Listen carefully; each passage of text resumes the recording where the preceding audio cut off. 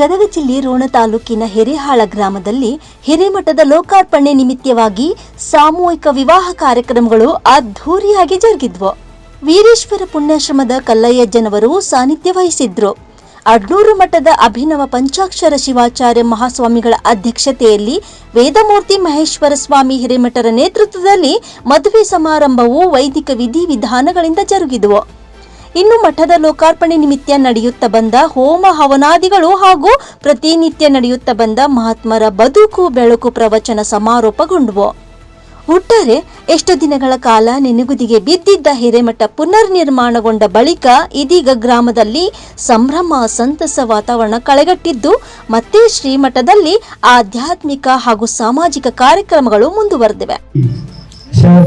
ಶಿವಯೋಗಿ ಶಿವಾಚಾರ್ಯ ಸ್ವಾಮಿಗಳು ಹಿರೇಮಠ ರಾಣೇಬೆನ್ನೂರು ಬದರ್ಗಿ ಹಾಗೂ ಶ್ರೀ ಕ್ಷೇತ್ರ ಶಿವಪೂಜಾ ಶಿವಾಚಾರ್ಯ ಸ್ವಾಮಿಗಳು ಹಿರೇಮಠ ಬದಾಮಿ ಹಾಗೂ ಶ್ರೀ ಕ್ಷೇತ್ರ ಅಭಿನವ ಪಂಚಾಕ್ಷರ ಶಿವಾಚಾರ್ಯ ಸ್ವಾಮಿಗಳು ಶ್ರೀ ಬೃಹನ್ಮಠ ರಾಜೂರು ಅಗ್ನಿಗಳು ಇವರ ಪಾದಂಗಳಿಗೆ ನಮಸ್ಕರಿಸಿ ಈ ಒಂದು ಹಿರೇಮಠದ ಬಗ್ಗೆ ಹಾಗೂ ಈ ಒಂದು ಕಾರ್ಯಕ್ರಮವನ್ನು ಉದ್ದೇಶಿಸಿ ಮಾತಾಡ್ಲಿಕ್ಕೆ ಅಪ್ಪವರು ಅಪ್ಪಣೆ ಕೊಟ್ಟರು. ಒಂದೇ ದಿವಸದಿಂದ ನಾನು ಮಾತಾಡಿದ್ರು. ಆದ್ರೆ ನಾನು ಸಭೆಯ ಕಾರ್ಯನಿರ್ವಹಿಸಿದಂತ ಎಲ್ಲ ಸಿಬ್ಬಂದಿಯವರು ಹೇಳಿ ಸಹಿತ ನಾವು ಒಪ್ಪಿರಲಿಲ್ಲ. ಇವತ್ತು ಅಪ್ಪ ನನಗೆ ಆಜ್ಞೆ ಮಾಡ್ಯಾರ ಅಂತೇಳಿ ಒಂದು 4 ಮಾತು ಹೇಳ್ತೀನಿ. ಯಾಕಂದ್ರೆ ತಮ್ಮ ಮನರಂಜನೆಗಾಗಿ ಒಂದು ಸಾಂಸ್ಕೃತಿಕ ಕಾರ್ಯಕ್ರಮ ಇಟ್ಕೊಂಡಿವಿ. ಅದಕ್ಕೆ 2 ತಾಸು ಸಮಯ ಬೇಕು. ಸೊ ಅದಕ್ಕೆ ನಾವೊಂದು 2-3 ಮಾತು ಹೇಳಿ ನಾನು ಹೇಳ್ತೀನಿ. ಈ ಹಿರೇಮಠದ ಜಾಗ ಒಂದು ಕಗ್ಗಂಟಾಗಿ ಉಳಿದಿತ್ತು ಒಂದು 20-25 ವರ್ಷಗಳಿಂದ. ಅದಕ್ಕೆ ಯಾವುದೋ ಇದ್ದಂಗಿರಂಗಿಲ್ಲ ಅಂತ ಹೇಳ್ತಾರಲ್ಲ, ಹಂಗ ಅವಾಗ ಯಾವ 3 ಮನಿತನ ಹೊಡೆದಾಡಿ ಈ ಒಂದು ಜಾಗದ ವಿಷಯದಲ್ಲಿ ಕಗ್ಗಂಟಾಗಿ ಉಳಿದಿತ್ತು. ಆ ಒಂದು ಕಗ್ಗಂಟನ್ನ ಆ ದೇವರು ರೇಣುಕಾಚಾರ್ಯರು ಇಷ್ಟು ಸರಳವಾಗಿ ಬಗೆಹರಿದಂತೆ ನಾನು ಅನ್ಕೊಂಡಿರ್ಲಿಲ್ಲ. ಈ ಒಂದು ಹಿರೇಮಠದ ಕಟ್ಟಡದ ನಮ್ಮ ತಂದೆಯವರ ಕನಸು ಇವತ್ತು ನನಸಾಗೈತಿ. ಈ ಒಂದು ಕನಸು ನನಸಾಗಲಿಕ್ಕೆ ಹಿರೇಮಠ ಕುಟುಂಬದವರು ಹಾಗೂ ಹಿರೇಹಾಳದ ಎಲ್ಲ ಸದ್ಭಕ್ತರು ಹಾಗೂ ಹಿರೇಮಠದ ಸದ್ಭಕ್ತರು ಇದಕ್ಕೆ ಕಾರಣ. ಯಾವುದೇ ಒಂದು ಕಾರ್ಯಕ್ರಮ ಆಗ್ಬೇಕಾದ್ರೆ ತನು ಮನ ಧನ 3 ಬೇಕಾಗುತ್ತೆ. ಬರೇ ಧನ ಇದ್ರೂ ಆಗಂಗಿಲ್ಲ. ತನು ಮನ ಸಲ್ಲಿಸಿದಂತ ಎಲ್ಲ ಸದ್ಭಕ್ತರಿಗೆ ನಾನು ವಂದನೆಗಳನ್ನು ಹೇಳಲಿಕ್ಕೆ ಇಷ್ಟಪಡ್ತೇನೆ. ಈ ಮಠದ ಗದ್ದಿಗೆ ತಾವೆಲ್ಲ ನೋಡಿ ಮಣ್ಣಿನ ರೋಡ್ ಇತ್ತು, ಅದೆಲ್ಲ ಬಿದ್ದು. ಆದ್ರೆ ಆ ಗದ್ದಿಗೆ ಯಾರು ಬಂದೂ ನಮಗೆ ಯಾವುದೂ ಪುರಾವೆಗಳು ಸಿಗ್ಲಿಲ್ಲ. ಹೆಸರು ಏನ್ ಇಡ್ಬೇಕಂತ ಹೇಳಿ ಅದೊಂದು ಬಹಳ ಸಮಸ್ಯೆ ಆಗಿತ್ತು. ಅದಕ್ಕೆ ನಮ್ಮ ಅಗ್ನಿರಪ್ಪರ ಹತ್ರ ಹೋಗಿ ಆ ಒಂದು ಸಮಸ್ಯೆಯನ್ನ ತೋಡ್ಕೊಂಡಾಗ ಅವರು ನಮಗೆ ಮಾರ್ಗದರ್ಶನ ಮಾಡಿ ಈ ಮಠಕ್ಕೆ ಶ್ರೀ ರೇಣುಕಾಚಾರ್ಯ ಹಿರೇಮಠ ಅಂತ ಹೇಳಿ ಅವರು ನಿರ್ಧಾರ ನಮಗೆ ಮಾರ್ಗದರ್ಶನ ಕೊಟ್ಟರು. ಅದೇ ಪ್ರಕಾರ ಈ ಮಠಕ್ಕೆ ಆ ಹೆಸರನ್ನ ಇಡಬೇಕಾಗಿ ಬಂತು. ರೇಣುಕಾಚಾರ್ಯರಂದ್ರೆ ಯಾರು? ಆಲ್ರೆಡಿ ನಮ್ಮ ಶಾಸ್ತ್ರಿಗಳು ಬಹಳ ಅರ್ಥಗರ್ಭಿತವಾದಂತ ಪ್ರವಚನವನ್ನ, ಅದರಲ್ಲಿ ರೇಣುಕಾಚಾರ್ಯರದು, ಪಂಚಾಚಾರ್ಯರದು, ಹಾನಗಲ್ಲ ಕುಮಾರಸ್ವಾಮಿಗಳದು ಅವರೆಲ್ಲ ಚರಿತ್ರೆಯನ್ನ ನಮ್ಮ ಮನಮುಟ್ಟುವಂಗ ಹೇಳಿದ್ದಾರೆ. ಆ ರೇಣುಕಾಚಾರ್ಯರೇ ಉದ್ಭವ ಆಗಿದ್ದು ಲಿಂಗೂರಿನ ಅಂತ ನಾವೆಲ್ಲರೂ ತಿಳ್ಕೋಬೇಕು. ಅದೆಲ್ಲ ಗೊತ್ತಿದ್ದ ವಿಷಯ. ರೇಣುಕಾಚಾರ್ಯರಲ್ಲಿ ಆಕ್ಚುಲಿ ಅದರಲ್ಲಿ ರೇಣುಕಾಚಾರ್ಯ, ಧಾರುಕಾಚಾರ್ಯ, ಏಕೋರಮಾಚಾರ್ಯ, ಪಂಡಿತಾರಾಧ್ಯ, ವಿಶ್ವರಾಧ್ಯ 3 ಧರ್ಮದ ಪುನರುದ್ಧಾರಕ್ಕಾಗಿ ಈ ಭೂಮಿಯಲ್ಲಿ ಅವತಾರ ಪಡೆದರು. ಅದರಲ್ಲಿ ಮಹಾನರು ಅಂದ್ರೆ ರೇಣುಕಾಚಾರ್ಯರು. ಆ ರೇಣುಕಾಚಾರ್ಯರು ಅವರ ಚರಿತ್ರೆ ನಮಗೊಂದು ಮಾರ್ಗದರ್ಶನ, ಜೀವನದಲ್ಲಿ ಏನು ಎಂತ ಅನ್ನೋದನ್ನ ಅವರ ಚರಿತ್ರೆ ಮಾನವ ಧರ್ಮಕ್ಕೆ ಜಯವಾಗಲಿ ಅಂತ ಹೇಳಿ ಅವರು ಬಹಳ ಶ್ರಮ ಪಟ್ಟರು ಅನ್ನೋದಕ್ಕಿಂತ ಆ ಚರಿತ್ರೆ ಆ ದೇವರು ಅವ್ರನ್ನ ಉದ್ಭವ ಮಾಡಿದ್ದೇ ಮಾನವ ಧರ್ಮಕ್ಕೆ ಜಯವಾಗಲಿ ಅಂತ ಹೇಳಿ. ಎರಡನೇದು ಜೀವನ. ನಾ ತಿಳ್ಕೊಂಡಿದ್ದ ಬಗ್ಗೆ ಜೀವನ ಏನಂದ್ರ ಬಹಳ ಅರ್ಥಗರ್ಭಿತವಾಗಿ ಹೇಳ್ಬೇಕಂತಂದ್ರೆ ಜೀವನದೊಳಗೆ ಏನೂ ಇಲ್ಲ. ಜೀವನ ಇವತ್ತು ನಾವು ಬೆಳಿಗ್ಗೆ ಸ್ನಾನ ಮಾಡಿ ಅಂಗಿ ಹಾಕೊಂಡು ಹೊರಗೆ ಹೋಗಿರ್ತೀವಿ, ಹೊಳ್ಳಿ ಆ ಅಂಗಿ ಗುಂಡಿ ನಾವು ಉಡಿಸ್ತೀವೋ ಮತ್ತೊಬ್ರು ಇರ್ತಾರೋ ಗೊತ್ತಿಲ್ಲ. ಎರಡನೇದು ಬೆಳಿಗ್ಗೆ ಸ್ನಾನ ಮಾಡಿ ಹೊರಗೆ ಹೋಗ್ತೀವಿ, ನಾಳೆ ನಾವೇ ಮಾಡ್ತೀವೋ ಮತ್ತೊಬ್ರು ಮಾಡಿಸ್ತಾರೋ ಗೊತ್ತಿಲ್ಲ. ಇದಿಷ್ಟೇ ಜೀವನ. ಇದನ್ನ ಅರ್ಥ ಮಾಡಿಕೊಂಡ್ರೆ ಎಲ್ಲರೂ 99% ಜನ ನಾನು, ನನ್ನ ಹೆಂಡತಿ, ನನ್ನ ಮಕ್ಕಳು, ನನ್ನ ತಂಗಿ, ಮೊಮ್ಮಕ್ಕಳು ಅಲ್ಲಿಗೆ ಮುದುಕರಾಗಿಬಿಡ್ತೀವಿ. ಹಲ್ಲೋಕ್ಕೋ ಕೂದಲೋಕ್ಕೋ ಎಲ್ಲ ಮುಗಿದೋದು. ಅದನ್ನು ದಾಟಿ ಇನ್ನೂ ಒಂದು ಐತಿ, ಓಣಿ, ಊರು, ದೇಶ. ಓಣಿ ಒಕ್ಕಟ್ಟಿರಬೇಕು, ಊರು ಒಕ್ಕಟ್ಟಿರಬೇಕು, ದೇಶ ಒಕ್ಕಟ್ಟಿದ್ರ ಇಂಥ ಮಹತ್ ಕಾರ್ಯಗಳನ್ನ ನಾವು ಮೂರು ಮಹತ್ ಕಾರ್ಯಗಳನ್ನು ನಾವು ಮಾಡಬಹುದು. ಈ ಒಂದು ಮಠದ ಕಾಮಗಾರಿಯನ್ನ ಶುರು ಮಾಡಬೇಕಂತಂದ್ರ ನನ್ನ ಎಲ್ಲ ಊರಿನ ಹಿರಿಯರನ್ನ ಸೇರಿಸಿ ನನ್ನ ಸಂಕಲ್ಪವನ್ನ ಅವ್ರ ಜೊತೆ ನಾವು ಡಿಸ್ಕಸ್ ಮಾಡಿದಾಗ ಎಲ್ಲರೂ ನಂಗೆ ಸ್ಫೂರ್ತಿ ತುಂಬಿದ್ರು. ಎಲ್ಲ ಭಕ್ತಾದಿಗಳು ಸಹಿತ ಮನೆ ಕೆಲಸ ಬಿಟ್ಟು ಈ ಒಂದು ಕಾರ್ಯಕ್ರಮವನ್ನ ಸಕ್ಸಸ್ ಆಗಿ ಮಾಡಿದ್ದಕ್ಕೆ ಎಲ್ಲರಿಗೂ ನಾನು ಧನ್ಯವಾದಗಳನ್ನು ಹೇಳಿಸ್ತೀನಿ.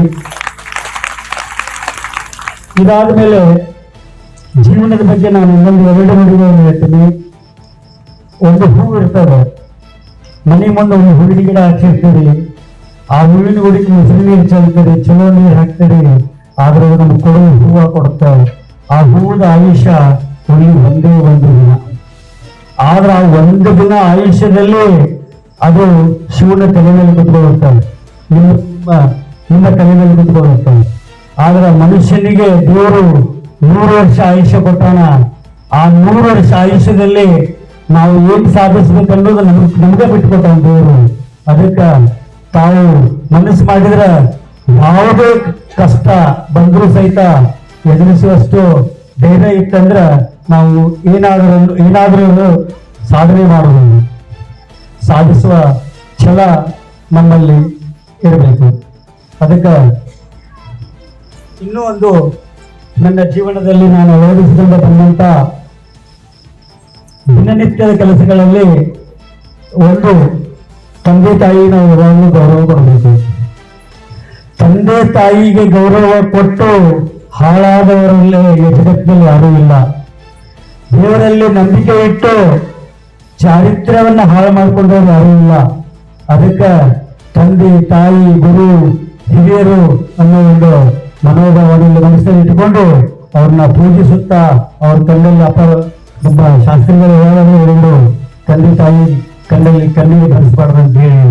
ಅದಕ್ಕೆ ಯುವಕರಿಗೆ ನಾವು ಹೇಳೋದು ಇಷ್ಟೇ, ನಿಮ್ಮ ತಂದೆ ತಾಯಿಗಳ ದೇವರು ಗುಡಿಯಾಗಿರೋ ದೇವರು, ಆಮೇಲೆ ಫಸ್ಟ್ ನಿಮ್ಮ ತಂದೆ ತಾಯಿಗಳಿಗೆ ನೀವು ದೇವರನ್ನು ತಿಳ್ಕೊಂಡು ಅವ್ರಿಗೆ ವ್ಯಾಪಾರ ಮಾಡ್ರಿ, ಅವ್ರಿಗೆ ಯಾವಾಗಲೂ ಸಂತೋಷದಿಂದಿರಾಕ ಪ್ರಯತ್ನ ಪಡ್ರಿ. ಇದು ನನ್ನ ಸಂದೇಶ ಯುವಕರಿಗೆ.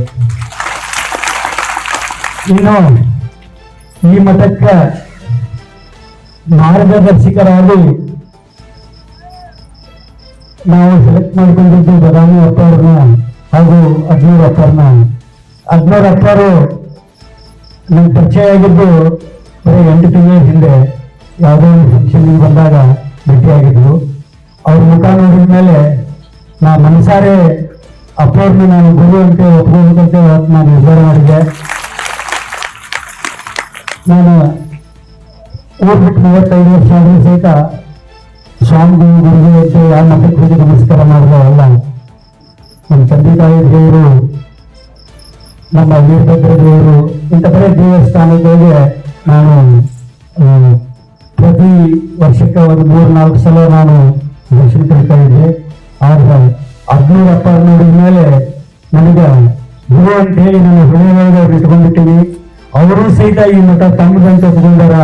ಅದಕ್ಕೆ ಈ ಒಂದು ಗುರು ಶಿಷ್ಯರ ಸಂಬಂಧ ಅಜರಾಮರಾಗಿರ್ಲಿ ಅಂತೇಳಿ ಅಪ್ಪರ ಕಾಲಗಳಿಗೆ ನಾವು ಬೇಡಿಕೊಡ್ತೀವಿ. ಇವರನ್ನ ಪರಿಚಯ ಮಾಡಿಸಿದಂತ ನನ್ನ ಕುಮಾರಗೌಡರ ಮಲ್ಕಿ ಪಾಟೀಲರಿಗೆ ನಾನು ವಿಶೇಷ ವಂದನೆಗಳನ್ನು ಹೇಳ್ತೀನಿ.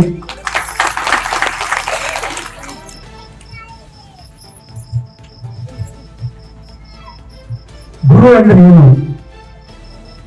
ಇತಿಹಾಸವನ್ನ ಸೃಷ್ಟಿಸಲು ಪ್ರೇರೇಪಿಸಿದ ಒಬ್ಬ ಗುರು ನಮ್ಮ ಬದುಕಿನ ದಿಕ್ಕನ್ನು ಬದಲಾಯಿಸುವ ಶಕ್ತಿಯುಳ್ಳವರು. ಅವರ ಮಾರ್ಗದರ್ಶನವು ಕೇವಲ ಯಶಸ್ಸಿನ ದಾರಿಯನ್ನೇ ಅಲ್ಲ, ಮಾನವೀಯ ಮೌಲ್ಯಗಳನ್ನು ಕೂಡ ಬೆಳೆಸುತ್ತೆ. ಗುರು ಅಂದ್ರೆ ಶಾಲಾ ಗುರು ನಮಗೆ ಇತಿಹಾಸ ಬರೆಯಾಗಿ ಹೇಳ್ತಾನ. ಆದ್ರೆ ಇಂಥ ಗುರುಗಳು ವೇದಿಕೆ ಮೇಲೆ ಇರುವವರು ಇತಿಹಾಸ ನಿರ್ಮಿಸ್ಲಿಕ್ಕೆ ನಮಗ ಮಾರ್ಗದರ್ಶಿಸ್ಕೊಡ್ತಾರ. ಅಂತ ಗುರುವಿನ ನಾವು ಪಡೆಯಾಗ ನಾನು ಧನ್ಯ, ನಮ್ಮ ಊರು ಧನ್ಯ ಅಂತ ಹೇಳಿ ಗುರುವಿನ ಬಗ್ಗೆ ಒಂದೆರಡು ಮಾತು ಹೇಳಿದೆ. ಇನ್ನು ಈ ಒಂದು ಕಾರ್ಯಕ್ರಮಕ್ಕೆ ಅಂದ್ರೆ ಮಠದ ಉದ್ಘಾಟನೆ ಆಗಲಿ ಅಥವಾ ಲೋಕಾರ್ಪಣೆ ಕಾರ್ಯಕ್ರಮ ಆಗಲಿ ಅಷ್ಟನ ಖರ್ಚು ಮಾಡಿದ ಇಷ್ಟನ ಖರ್ಚು ಮಾಡಿದ ಅಂತ ಹೇಳಿ ಎಲ್ಲ ಹೇಳಿದ್ರು. ಅದು ಏನೂ ಅಲ್ಲ, ಅದು ನಮ್ಮ ಕರ್ತವ್ಯ. ನಮ್ಮ ವಂಶಸ್ಥರನ್ನ ಅಳಿಸಿ ಹೋಗಲಾರದಂತ ಉಳ್ಸಾಕಂತ ಮಠ ಕಟ್ಟಿಸಿದ ವಿನಃ ನನ್ನ ಹತ್ರ ದುಡ್ಡು ಐತಂತ ನಾ ಕಟ್ಟಿಸಿಲ್ಲ. ಇನ್ನು ಮೇಲೆ ನಿಮ್ಮೆಲ್ಲರ ಜವಾಬ್ದಾರಿ ಜಾಸ್ತಿ ಆಯಿತು. ಈ ಮಠದ ಸ್ವಚ್ಛತೆಯನ್ನ ಕಾಪಾಡುವುದು ಹಾಗೂ ಶಿಸ್ತಿನ ಹಾಗೆ ನಡ್ಕೋಬೇಕು, ಸ್ವಚ್ಛತೆಯನ್ನು ಕಾಪಾಡಬೇಕು. ದಿನ ಓಡಾಗಿರೋರು ದಿನನಿತ್ಯ ಬಂದು ಅಪ್ಪಾರ ಗದಿಗೆ ರೇಣುಕಾಚಾರ್ಯ ಮೂರ್ತಿಗೆ ಬಂದು ದರ್ಶನ ಪಡೀರಿ. ನೀವು ದುಡ್ಡು ಹಾಕ್ಬೇಡ್ರಿ, ಬಂದು ಅಪ್ಪವ್ರ ಪೂಜಾ ಮಾಡ್ರಿ. ಆ ರೇಣುಕಾಚಾರ್ಯರು ಆ ಗದ್ದಿಗೆ ಒಳಗೆ ಇರುವಂತ ಆ ಮಹಾತ್ಮರು ಯಾರೋ ಗೊತ್ತಿಲ್ಲ, ಆ ಮಹಾತ್ಮರು ದೇವರು ಅಂತ ತಿಳ್ಕೊಂಡು ಹೋದ್ರ ಆ ದೇವರು ನಮ್ಮ ಊರಿನ ಈ ಸಮಸ್ತ ಭಕ್ತರ ಕಷ್ಟಗಳನ್ನ ದೂರ ಮಾಡಲಿ ಅಂತ ಹೇಳಿ ನಾನು ಬೇಡ್ಕೊಳ್ತೀನಿ. ಈ ಒಂದು ಯಶಸ್ವಿ ಕಾರ್ಯಕ್ರಮದ ಯಶಸ್ವಿಗೆ ಎಲ್ಲರೂ ಶ್ರಮ ಪಟ್ಟಿವಿ, ಹಗಲು ರಾತ್ರಿ. ನಮ್ಮ ಅಪ್ಪರಂತೂ ಆಲ್ಮೋಸ್ಟ್ ಒಂದು ವಾರ ಇಲ್ಲೇ ನಮ್ಮ ಜೊತೆಗೆ ಅದಾರ. ಎಲ್ಲಾ ಕಾರ್ಯಕ್ರಮಗಳನ್ನು ಬಿಟ್ಟು ಬದಾಮಿ ಅಪ್ಪವರು, ಹೆನಾಳಪ್ಪವ್ರನ್ನ ಎಲ್ಲಾರನ್ನೂ ಒಟ್ಟಿಗೆ ಕರ್ಕೊಂಡು ಈ ರೀತಿ ಇಂಥವ್ರು ಹಿಂಗ್ ಮಾಡಕತ್ತಾರ ಬರ್ರಿ ಅಂತ ಹೇಳಿ ಅವರೆಲ್ಲ ಕರ್ಕೊಂಡ್ಬಂದ್ರು. ಶ್ರೀ ರಂಭಾಪುರಿ ಜಗದ್ಗುರು ನಾನು ಸಣ್ಣವಾಗಿರುವಾಗಲೂ ಅವರನ್ನು ನನಗೆ ಅಭಿಮಾನ, ಯಾಕೋ ಗೊತ್ತಿಲ್ಲ. ಆದ್ರೆ ನಾನೊಂದು ಸಾಕಷ್ಟು ಸಲ ಒಂದಿಷ್ಟು ಮದುವೆ ಸಮಾರಂಭಕ್ಕೆ ಹೋದಾಗ ಅವ್ರನ್ನ ದೊಡ್ಡ ದೊಡ್ಡ ಶ್ರೀಮಂತರು ಕರೆಸ್ತಿದ್ರು. ಆದ್ರೆ ಶ್ರೀಮಂತರು ಹೋಗಿ ದರ್ಶನ ಕೊಡ್ತಿದ್ರು, ತೆಗಿತಿದ್ರು. ಆದ್ರೆ ನಮ್ಮನ್ನು ಹೋಗಾಕ್ ಬಂದು ಬಿಡ್ತಿರ್ಲಿಲ್ಲ. ಅವತ್ತನ ನಾನು ಛಲ ಪಟ್ಟೆ, ಹೆಂಗಾರ ಮಾಡಿ ಜಗದ್ಗುರು ನಮ್ಮ ಊರಿಗೆ ಕಳಿಸ್ಬೇಕು, ನಮ್ಮ ಮನೆಗೆ ಕಳಿಸ್ಬೇಕು ಅಂತ ಹೇಳಿ. ಅದಕ್ಕೊಂದು ಉದಾಹರಣೆ ಹೇಳ್ಬೇಕಂದ್ರೆ, ನಾನು ಬಳ್ಳಾರಿ 4 ವರ್ಷದಿಂದ ಬಳ್ಳಾರಿ ಹೋಗಿದ್ದೆ. ಆ ಬಳ್ಳಾರಿ ಒಳಗ 3 ಮಂದಿ ಪೀಠಾಧೀಶ ಕರೆಸಿದ್ರು. ಅದರೊಂದು ರಂಭಾಪುರಿ ಜಗದ್ಗುರು ಅವ್ರ ದರ್ಶನ ಪಡೆಯಕ್ಕೆ ನಾನು ಬಹಳ ಪ್ರಯತ್ನ ಪಟ್ಟೆ. ಅವ್ರನ್ನ ಬಿಟ್ಟು ಇದಕ್ಕೆ ವೇದಿಕೆಗೆ ನಾನು ಬಿಡಲಿಲ್ಲ. ಸೊ ಆ 3-4 ವರ್ಷದಿಂದನೇ ನಾನು ಛಲ ಕೊಟ್ಟಿದ್ದೆ, ಈ ಹೆಂಗಾರ ಮಾಡಿ ಅಪ್ಪವ್ರನ್ನ ನಮ್ಮ ಊರಿಗೆ ಕಳಿಸ್ಬೇಕು, ನಮ್ಮ ಮನೆಗೆ ಕಳಿಸ್ಬೇಕು, ಅವ್ರ ಜೊತೆಗೆ ನಾನು ಟೈಮ್ ಸ್ಪೆಂಡ್ ಮಾಡ್ಬೇಕು ಅಂತೇಳಿ ನಾನು ಛಲ ಪಟ್ಟಿದ್ದೆ. ಸೊ ಆ ಒಂದು ಕನಸನ್ನ ನನಸು ಮಾಡಿ ನಾನು ಒಬ್ಬನೇ ಅಲ್ಲ, ನಮ್ಮೂರಿನ ಸುತ್ತಮುತ್ತಲ ಹಳ್ಳಿನ ಭಕ್ತರು ಆ ಒಂದು ದೊಡ್ಡ ಜಗದ್ಗುರುಗಳ ಪಾದಾರ್ಪಣೆ ನಮ್ಮ ಊರಿಗೆ ಆಯ್ತು. ಅವ್ರ ದರ್ಶನ ನೀವೆಲ್ಲರೂ ತಗೊಂಡು ನಾವೆಲ್ಲರೂ ಪಾವನರಾದ್ವಿ. ಇಡೀ ಊರಿಗೆ, ಇಡೀ ದೇಶಕ್ಕೆ, ರಾಜ್ಯಕ್ಕೆ ಮಳೆ ಬೆಳೆ ಕೊಟ್ಟು ನಮ್ಮ ರೈತರನ್ನ ಎಲ್ಲಾರನ್ನೂ ಸುಖದಿಂದ ಇಲ್ಲಂತೆ ಕೇಳ್ಕೊಂಡು ಈ ಒಂದು 2 ಮಾತುಗಳನ್ನ ರೇಣುಕಾಚಾರ್ಯ ಮೂರ್ತಿ ಪ್ರತಿಷ್ಠಾಪನೆ, ಲಿಂಗೈಕ್ಯ ಶ್ರೀ ಸತಸ್ಥಳ ಬ್ರಹ್ಮ ರೇಣುಕಾ ಶಿವಾಚಾರ್ಯ ಮಹಾಸ್ವಾಮಿಗಳ ಕರ್ತೃಗದ್ದಿಗೆ ಪ್ರತಿಷ್ಠಾಪನೆ, ಗೋಪುರ ಕಳಸಾರೋಹಣ, ಸಾಮೂಹಿಕ ವಿವಾಹ, ಮಹಾತ್ಮರ ಬದುಕು ಮತ್ತು ಬೆಳಕು ಪ್ರವಚನ ಕಾರ್ಯಕ್ರಮವನ್ನ ನಮ್ಮ ಹಿರಾ ಗ್ರಾಮದಲ್ಲಿ ಎಂದೂ ಕಂಡರಿಯದ ಹಾಗೆ ನಮ್ಮ ಜನರು ಕಣ್ಣು ತುಂಬಿಕೊಂಡು ಸಂತೋಷಪಟ್ಟ ದಿನಗಳು ಏನಾದರೂ ಇದ್ರೆ ದಿನಾಂಕ 16/3/2026ರಿಂದ 20/3/2026ರವರೆಗೆ 5 ದಿನಗಳ ಕಾಲ ನಿರಂತರವಾಗಿ ಭಕ್ತಿ ಉತ್ಸವ ಎಲ್ಲಿಯಾದ್ರೂ ನಡೆದ್ರೆ ಅದು ಹಿರಿಯ ಗ್ರಾಮದ ಹಿರೇಮಠದಲ್ಲಿ ಅಂತ ತಿಳ್ಕೊಂಡು ಹೇಳಿಕೆ ನನಗೆ ಬಹಳ ಹೆಮ್ಮೆ ಆಗ್ತದೆ. ಈ ಒಂದು 5 ದಿನದ ಶ್ರೀ ರೇಣುಕಾಚಾರ್ಯ ಮೂರ್ತಿಯ ಒಂದು ಪ್ರತಿಷ್ಠಾಪನೆ, ಕರ್ತೃಗದ್ದೆ, ಕಳಸಾರೋಹಣ ಇಲ್ಲೆಲ್ಲ ಕಾರ್ಯಕ್ರಮಗಳ ಸಂಪೂರ್ಣ ಜವಾಬ್ದಾರಿಯನ್ನು ತೆಗೆದುಕೊಂಡು ಈ ಕಾರ್ಯಕ್ರಮಗಳು, ಯಾಕಂದ್ರೆ ನಮ್ಮ ಶ್ರೀಮದ್ ರಂಭಾಪುರಿ ಜಗದ್ಗುರುಗಳು ಇಲ್ಲಿ ಆಗಮಿಸುವುದರಿಂದ ಯಾವುದೇ ಸಣ್ಣ ತಪ್ಪುಗಳು ಕೂಡ ಆಗಬಾರದು ಅನ್ನೋ ಒಂದು ದೃಷ್ಟಿಕೋನದಿಂದ ನಮ್ಮ ಅತ್ಯಂತ ಪೂಜ್ಯ ಗುರುಗಳಾಗಿರ್ತಕ್ಕಂಥ ಶ್ರೀ ಸಶಸ್ಥಳ ಬ್ರಹ್ಮ ಅಭಿನವ ಪಂಚಾಕ್ಷರಿ ಶಿವಾಚಾರ್ಯ ಮಹಾಸ್ವಾಮಿಗಳು, ಶ್ರೀ ಬೃಹನ್ಮಠ ರಾಜೂರು ಅಡ್ನೂರ್ಗವರು ಪರಮ ಪೂಜ್ಯರು ನಮ್ಮ ಗ್ರಾಮದಲ್ಲಿ ಸುಮಾರು ದಿನಗಳ ಕಾಲ ನಿರಂತರವಾಗಿ ವಾಸ್ತವ್ಯವನ್ನು ಹೂಡಿ ಶ್ರೀಮಠದ ಎಲ್ಲ ಪೂಜಾ ಕೈಂಕರ್ಯಗಳನ್ನ ಯಥಾವತ್ತಾಗಿ ಅರ್ಥಪೂರ್ಣವಾಗಿ ನಡೆಸಿಕೊಟ್ಟಂತ ಪರಮ ಪೂಜ್ಯರು ವೇದಿಕೆ ಮೇಲೆ ಆಸೀನರಾಗಿದ್ದಾರೆ. ಅವರ ಪಾದಕಮಲಗಳಿಗೆ ದೀರ್ಘದಿಂದ ನಮಸ್ಕಾರವನ್ನ ಸಲ್ಲಿಸ್ತಾ ಇದ್ದೇನೆ. ಹಾಗೆ ಇವತ್ತಿನ ಕಾರ್ಯಕ್ರಮದಲ್ಲಿ ಆಸೀನರಾಗಿರ್ತಕ್ಕಂಥ ನೇತೃತ್ವ ವಹಿಸಿರ್ತಕ್ಕಂಥ ಶ್ರೀ ಸತಸ್ಥಳ ಬ್ರಹ್ಮ ಶಿವಯೋಗಿ ಶಿವಾಚಾರ್ಯ ಮಹಾಸ್ವಾಮಿಗಳು, ಹಿರೇಮಠ ರಾಣೇಬೆನ್ನೂರು ಮದ್ದಿಕೆ ಪರಮ ಪೂಜ್ಯರ ಪಾದಗಳಿಗೆ ದೀರ್ಘದಂಡ ನಮಸ್ಕಾರವನ್ನ ಸಲ್ಲಿಸ್ತಾ ಇದ್ದೇನೆ. ಹಾಗೆ ಮತ್ತೋರ್ವ ಮಹಾ ತಪಸ್ವಿಗಳು ಶ್ರೀ ಸತಸ್ಥಳ ಬ್ರಹ್ಮ ಶಿವಪೂಜ್ಯ ಶಿವಾಚಾರ್ಯ ಸ್ವಾಮಿಗಳು ಹಿರೇಮಠ ಬದಾಮಿ ಅಪ್ಪ ಅವರು ಕೂಡ ವೇದಿಕೆ ಮೇಲೆ ಆಸೀನರಾಗಿದ್ದಾರೆ. ಅವರ ಪಾದಕಮಲಗಳಿಗೆ ದೀರ್ಘದಂಡ ನಮಸ್ಕಾರವನ್ನು ಸಲ್ಲಿಸುತ್ತಾ ತಮ್ಮೆಲ್ಲರಿಗೂ 5 ದಿನಗಳ ಕಾಲ ನಿರಂತರವಾಗಿ ಮಹಾತ್ಮರ ಬದುಕು ಬೆಳಕು ಅಂತಕ್ಕಂಥ ಪ್ರವಾಚನವನ್ನ ಬಹಳಷ್ಟು ಸೊಗಸಾಗಿ ಹಿರಿಯ ಗ್ರಾಮದ ಎಲ್ಲ ಸದ್ಭಕ್ತರಿಗೆ ಮುಟ್ಟುವ ಹಾಗೆ, ನಾವು ಸಂಸ್ಕಾರಗೊಳ್ಳುವ ಹಾಗೆ ನಮ್ಮೆಲ್ಲರಿಗೂ ತಿಳಿ ಹೇಳಿದಂತ, ಅರಿವು ಮೂಡಿಸಿದಂತ ನಮ್ಮ ಪೂಜ್ಯ ಪಂಡಿತ್ ಪುಟ್ಟರಾಜ ಕವಿ ಗವಾಯಿಗಳ ಶಿಷ್ಯಂದರಾಗಿರ್ತಕ್ಕಂಥ ವೇದಮೂರ್ತಿ ಪ್ರಕಾಶ ಶಾಸ್ತ್ರಿಗಳ ಹಿರೇಮಠ ಬಂಡಿ ಇವರ ಪಾದಕಮಲಗಳಿಗೆ ದೀರ್ಘದಂಡ ನಮಸ್ಕಾರವನ್ನು ಸಲ್ಲಿಸುತ್ತಾ, ಹಾಗೆ 5 ದಿನಗಳ ಕಾಲ ನಿರಂತರವಾಗಿ ಸಂಗೀತ ಸೇವೆಯನ್ನ ನಿರ್ವಹಿಸಿದಂತ ಶ್ರೀ ಕುಮಾರಸ್ವಾಮಿ ಕೆ ಹಿರೇಮಠ ಅವರ ಸರಿನೆಂದು, ಹಾಗೆ ತಬಲಾ ವಾದಕರಾಗಿರ್ತಕ್ಕಂಥ ಧನರಾಜ್ ಕುಲಕರ್ಣಿ ಅವರಿಗೂ ಕೂಡ ಸರಿನೆಂದು ಈ ಒಂದು ಕಾರ್ಯಕ್ರಮವನ್ನ ನಮ್ಮ ಹಿರಿಯ ಗ್ರಾಮದಲ್ಲಿ 12ನೇ ಶತಮಾನದಲ್ಲಿ ಅಸ್ತಿತ್ವದಲ್ಲಿರ್ತಕ್ಕಂಥ ಹಿರೇಮಠ ಅದು ಹಾಳಾಗಿ ಹೋಗಿತ್ತು. ಕಾರಣಾಂತರಗಳಿಂದ ಜೀರ್ಣೋದ್ಧಾರ ಆಗಿದ್ದಿಲ್ಲ. ಆದ್ರೆ ಇತಿಹಾಸ ಹೇಳ್ತೈತಿ 12ನೇ ಶತಮಾನದಲ್ಲಿ ಇರ್ತಕ್ಕಂಥ ಶ್ರೀಮಠ, ಈ ಮಠದಲ್ಲಿ 3 ತಿಂಗಳ ಕಾಲ ನಿರಂತರವಾಗಿ ವಾಸ್ತವ್ಯವನ್ನು ಹೂಡಿರ್ತಕ್ಕಂಥ ಇತಿಹಾಸ ನಮ್ಮ ಲಿಂಗೈಕ್ಯ ಹಾನಗಲ್ಲ ಗುರುಕುಮಾರ್ ಮಹಾಸ್ವಾಮಿಗಳ ಶಿಷ್ಯನರಾಗಿರ್ತಕ್ಕಂಥ ಪಂಡಿತ್ ಪಂಚಾಕ್ಷರಿ ಗಾಳಿಗಳು ಶಿವ ಮಂದಿರದಿಂದ ಗದಿಗೆಗೆ ಹೋಗುವ ಸಂದರ್ಭದಲ್ಲಿ, ವೀರೇಶ್ರಮ ಪುಣ್ಯಾಶ್ರಮವನ್ನ ಕಟ್ಟಿಸುವ ಸಂದರ್ಭದಲ್ಲಿ, ಪ್ರತಿಷ್ಠಾಪನೆ ಮಾಡುವ ಸಂದರ್ಭದಲ್ಲಿ ಹಿರೇಮಠದಲ್ಲಿ 3 ತಿಂಗಳ ಕಾಲ ವಾಸ್ತವ್ಯವನ್ನು ಹೂಡಿದಂತ ಇತಿಹಾಸ ನಿರ್ಮಿಸಿದಂತ ಹಿರೇಮಠ ನಮ್ಮ ಗ್ರಾಮದಲ್ಲಿದೆ. ಈ ಗ್ರಾಮದ ಹಾಳು ಬಿದ್ದಂತ ಶ್ರೀಮಠವನ್ನ ಅದನ್ನ ಜೀರ್ಣೋದ್ಧಾರ ಮಾಡಬೇಕು.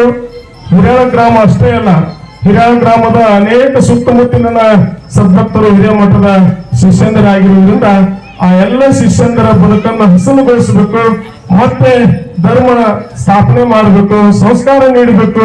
ನಮ್ಮೆಲ್ಲ ಶಿಷ್ಯರು ಉತ್ತಮ ರೀತಿಯಲ್ಲಿ ಆರೋಗ್ಯಯುತವಾಗಿ ಬದುಕಬೇಕು ಅನ್ನೋ ಒಂದು ಸದುದ್ದೇಶದಿಂದ ನಮ್ಮ ವೇದಮೂರ್ತಿ, ನಮ್ಮ ಗುರುಮಠದ ಪೂಜ್ಯರಾಗಿರ್ತಕ್ಕಂಥ ಶ್ರೀ ಮಹೇಶ್ವರಜ್ಜ ರೇವಣಸಿದ್ಧ ಹಿರೇಮಠರವರು ಈ ಒಂದು ಧರ್ಮದ ಒಂದು ಕಾರ್ಯವನ್ನ ಕೈಗೆತ್ತಿಕೊಂಡು ಉತ್ತಮ ರೀತಿಯಲ್ಲಿ ಈ ಕಾರ್ಯಕ್ರಮವನ್ನ ಮಾಡ್ತಾ ಬಂದಿದ್ದಾರೆ. ಬಹಳಷ್ಟು ಅವ್ರದ್ದು ಸದುದ್ದೇಶ ಕೇಳಿದ್ರೆ ನನಗೆ ಬಹಳ ಆಶ್ಚರ್ಯ ಅನಿಸ್ತು. ಇನ್ನೇಗೆ 2 ಮಾತು ಕೇಳಿದ್ರೆ ಬಹಳ ಮಾರ್ಮಿಕವಾಗಿ ಮನ ಮುಟ್ಟುವ ಹಾಗೆ 2 ಮಾತುಗಳನ್ನ ಅರ್ಥಗರ್ಭಿತವಾಗಿ ಮಾತನಾಡಿದ್ರು. ಯಾಕಂದ್ರೆ ಅವರು 12ನೇ ಶತಮಾನದ ಬಸವಣ್ಣವರ ವಚನವನ್ನ ತಮ್ಮ ಜೀವನದುದ್ದಕ್ಕೂ ಅನುಷ್ಠಾನಗೊಳಿಸ್ತಾರೆ. ಕಾಯಕವೇ ಕೈಲಾಸ, ಕಾಯಕದಿಂದಲೇ ಕೈಲಾಸ ಕಾಣ್ತಕ್ಕಂತ ಒಂದು ಸದುದ್ದೇಶದಿಂದ ಇಂಥ ಒಂದು ದೊಡ್ಡ ಕಾರ್ಯವನ್ನ ಹಿರಿಯ ಗ್ರಾಮದ ಸದ್ಭಕ್ತರ ಕಟ್ಕೊಂಡು ಈ ಕಾರ್ಯವನ್ನು ಮಾಡ್ಯಾರ.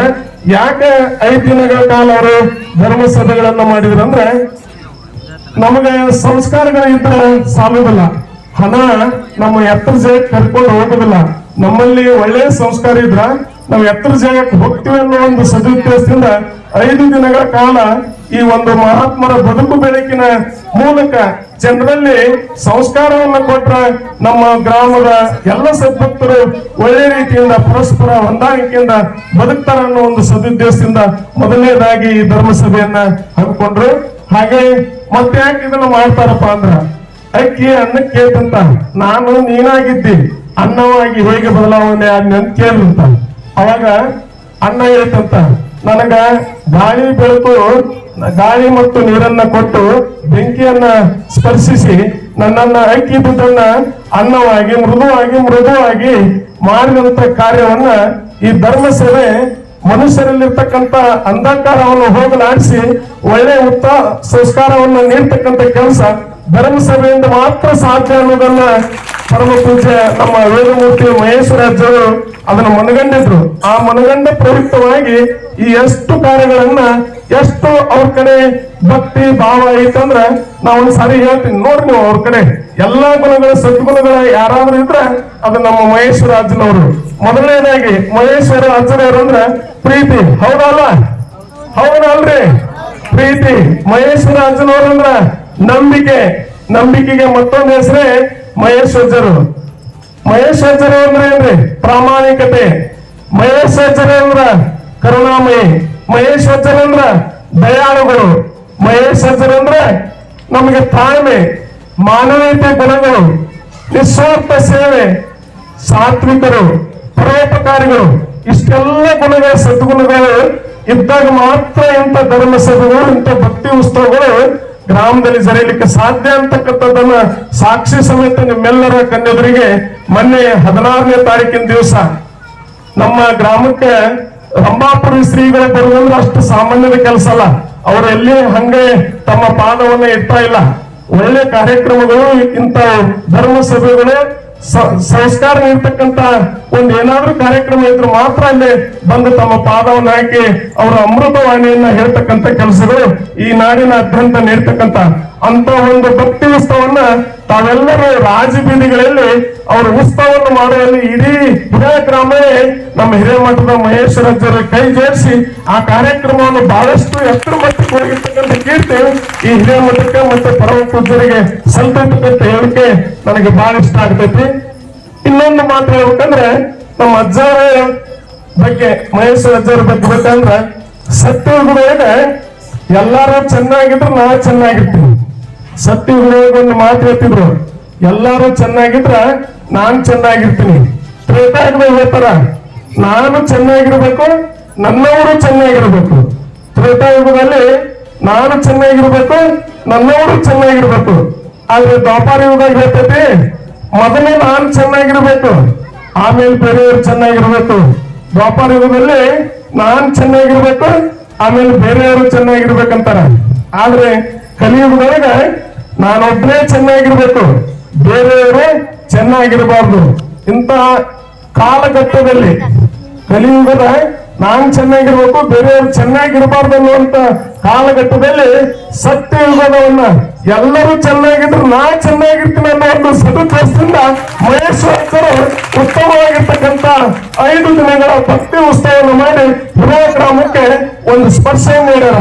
ತಂದೆ ತಾಯಂದ್ರು ಎಲ್ಲರೂ ಪ್ರೀತಿಯಿಂದ ಶ್ರೀಮಠಕ್ಕೆ ಬಂದು ಭಕ್ತಿ ಭಾವದಿಂದ ಕಾಯಕವನ್ನು ಮಾಡ್ತಕ್ಕಂತ ಒಂದು ಶ್ರದ್ಧೆ ಭಕ್ತಿ ತೋರಿಸಿದಂತ ಕೆಲಸ ಏನಾದ್ರೂ ಇದ್ರೆ ಅದು ಮಹೇಶ್ವರರು ಮಾಡಿರ್ತಕ್ಕಂತ ಕೀರ್ತಿ ಪತಾಕೆ ಅಂತ ಹೇಳಿಕೆ ನಾನು ಇಷ್ಟಪಡ್ತಾ ಇದ್ದೇನೆ. ಅಂತ ಒಂದು ಕೆಲಸವನ್ನ ನಮ್ಮ ಮಹೇಶ್ವರರು ಬಹಳಷ್ಟು ಪ್ರೀತಿ ವಿಶ್ವಾಸದಿಂದ ಗ್ರಾಮದಲ್ಲಿ ಏನೇ ಪೂಜಾ ಕಾರ್ಯಗಳು ನಡೀಲಿ, ಯಾವುದೇ ಒಂದು ನಾಟಕ ಉತ್ಸವ ನಡೀಲಿ, ಒಂದು ಕ್ರೀಡಾ ಚಟುವಟಿಕೆ ನಡೀಲಿ, ಒಂದು ಸಾಂಸ್ಕೃತಿಕ ಕಾರ್ಯಕ್ರಮ ನಡೀಲಿ, ಯಾರೇ ಬಡಮಕ್ಕಳು ಇದ್ರೂ ಕೂಡ ಅವರನ್ನ ಗುರುತಿಸಿ ಅವರಿಗೆ ಆರ್ಥಿಕ ಸಹಾಯವನ್ನ, ಅವರಿಗೆ ಬೆನ್ನು ತಟ್ಟತಕ್ಕಂಥವನ್ನ ಎಲ್ಲ ಉತ್ತಮವಾಗಿರ್ತಕ್ಕಂಥ ಕಾರ್ಯಗಳನ್ನ ಮಾಡಿ ನಮ್ಮ ಗ್ರಾಮದ ಒಬ್ಬ ಹೆಮ್ಮೆಯ ಗುರುಮಠದ ಹಿರೇಮಠದ ಗುರುಗಳು ನಮಗೆ ಸಿಕ್ಕಿದ್ದು ಬಹಳಷ್ಟು ಪುಣ್ಯದ ಕೆಲಸ.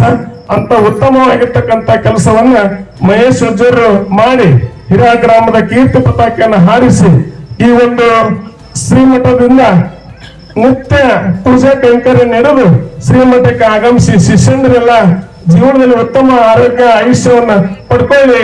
ನಾನು ಮಾಡ್ತಕ್ಕಂಥ ಕೆಲಸ ಅಳಲಿ ಸೇವೆ ಅಂತ ಹೇಳ್ತಾರೆ ಅವರು.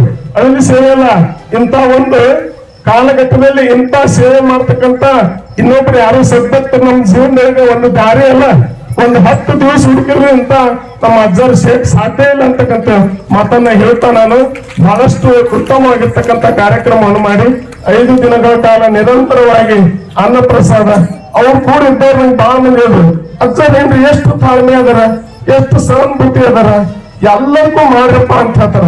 ತಥಾಸ್ತು ಅನ್ನೋದು ಒಂದೈತಿ, ಬೇರೆ ಅವರಿಂದ ಪ್ರತಿಕ್ರಿಯೆ ಇಲ್ಲ. ಉತ್ತಮವಾಗಿ ಕಾರ್ಯಕ್ರಮವನ್ನು ಮಾಡಿ ಈ ಒಂದು ಗ್ರಾಮಕ್ಕೆ ಬಹಳ ಹೆಸರು ತಂದುಕೊಟ್ಟಾರ. ನಾವು ಯಾರೋ ಕಂಡರಷ್ಟು ಭಕ್ತಿ ಉತ್ಸವ ಶ್ರೀಮಠದ ಮೂಲಕ ಹಿರಿಯಾಳ ಗ್ರಾಮದ ತುಂಬಾ ಪಸರಿಸೈತಿ. ಆ ಒಂದು ಸಂಸ್ಕಾರವನ್ನು ನಾವು ಅಳವಡಿಸಿಕೊಂಡು ಪರಸ್ಪರ ಎಲ್ಲರೂ ಪ್ರೀತಿ ವಿಶ್ವಾಸದಿಂದ ಬರ್ಕೊಂಡು ಅವ್ರಿಗೆ ಇನ್ನೂ ಶಕ್ತಿ ತುಂಬನು ಶ್ರೀಮಠದಿಂದ ಒಳ್ಳೆ ಒಳ್ಳೆ ಕಾರ್ಯಕ್ರಮಗಳು ಜರುಗಿ ನಮ್ಮಲ್ಲಿ ಬಾಂಧವ್ಯ, ಸಮಾನತೆ, ಸಾಮಾಜಿಕ ನ್ಯಾಯ ಎಲ್ಲದೂ ಅವ್ರ ಮೂಲಕ ಈ ಶ್ರೀಮಠದಿಂದ ಮೂಲಕ ಸಿಗಲಿ ಅಂತೇಳಿ ಆಶಿಸುತ್ತಾ, ನಾನು ಕೂಡ ನನಗೆ ಕಾರ್ಯಕ್ರಮ ನಿರೂಪಣೆ ಇದ್ರು. ಅವರ ಕರ್ನಾಟಕ ಸರ್ಕಾರದ ಅಡಿಯೊಳಗೆ ಕೆಲಸ ಮಾಡೋದ್ರಿಂದ ನಾನು ಪ್ರವಾಸ ಹೋಗಿದ್ದೆ. ಅವರಿಗೆ ಕ್ಷಮೆ ಕೇಳಿ ಬೇರೆದವ್ರಿಗೆ ಕೊಡ್ರಿಯಪ್ಪ ಅಂತ ತಿಳ್ಕೊಂಡು ಹೇಳಿ ಕೂಡ ಹೋಗಿದ್ದೆ. ಹಂಗಾಗಿ ಕ್ಷಮೆ ಯಾಚಿಸುತ್ತಾ ಈ ಒಂದು ಸಮಯದಲ್ಲಿ ಅವ್ರ ಬಗ್ಗೆ 2 ಮಾತು ಹೇಳಿಕೆ ಅವಕಾಶ ಮಾಡಿಕೊಟ್ಟಂತ ಸಂಚಾಲಕರಿಗೆ ವಂದಿಸಿ ನನ್ನ 2 ಮಾತುಗಳನ್ನು ಮುಗಿಸ್ತಾ ಇದ್ದೀನಿ. ಜೈ ಹಿಂದ್, ಜೈ ಕರ್ನಾಟಕ.